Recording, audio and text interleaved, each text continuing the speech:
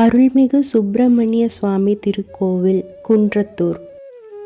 முருகனால் பூஜிக்கப்பட்ட சிவன் மலைக்கு அடிவாரத்தில் கந்தலீஸ்வரர் என்ற பெயரில் தனி கோவில் மூர்த்தியாக அருள்கின்றார்.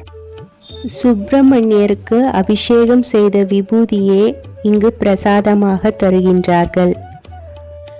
இங்குள்ள விமானம் ஷட்கோண அமைப்பில் உள்ளது.